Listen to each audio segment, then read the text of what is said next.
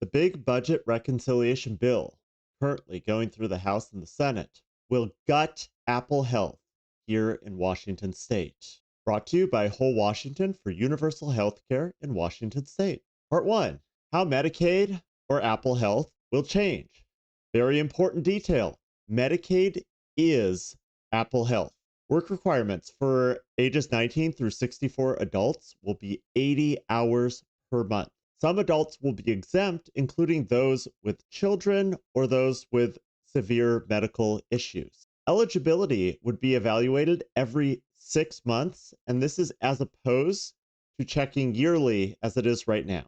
Part 2: The finances. Estimates for reduced funding are 80 under the House bill to 93 under the Senate bill billion dollars per year over the next 10 years for the United States. In Washington, this means $2 to $3 billion per year in reduced funding. It would require the state to raise 5 to 7% more revenue to fill the gap. Washington is already dealing with lower revenue, and we had budget cuts and increased taxes this year to offset that lower revenue. Some graphics courtesy of the Kaiser Family Foundation. Of the House's $800 billion in cuts, about $344 billion would come from the work requirements. The increased eligibility checks would cut another $167 billion. Then there's other provider taxes. So this is taxes on hospitals and other healthcare institutions that would add another $90 billion. Federal Medicaid cuts in the reconciliation bill by state shows that this disproportionately affects left states. However, we can see some right-leaning states like Montana, Oklahoma, Louisiana. And why are these right-leaning states also this dark color that has really high percentage of Medicaid cuts? Well, it comes down to Medicaid expansion. Our Medicaid expansion states, shown in the graphic to the bottom right of the screen here, all show significantly higher losses in the Medicaid cuts. So what is this bill going after? It's going after Medicaid expansion. Those states that covered more people by expanding their Medicaid coverage to more citizens. How many people will be affected? In Washington, unfortunately, it's a ton of people. The bill is estimated to leave 12 million uninsured nationally. This is around 1 in 6 people on Medicaid. The ratio will be higher in Medicaid expansion states like Washington. 2 million people in Washington currently rely on Medicaid or Apple Health, and that is about a quarter of our population. Approximately 300,000 to 400,000 people in Washington will lose health insurance from this budget reconciliation bill. And this includes around 200,000 that will lose it in the very first year alone. Part 5: Rural hospitals.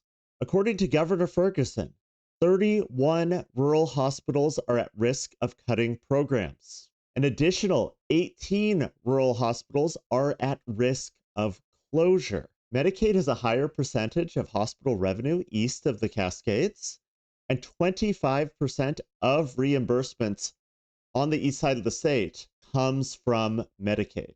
To show further the reliance on Medicaid on the eastern side of our state, the darker the color is on this Washington map, the more people rely on Medicaid.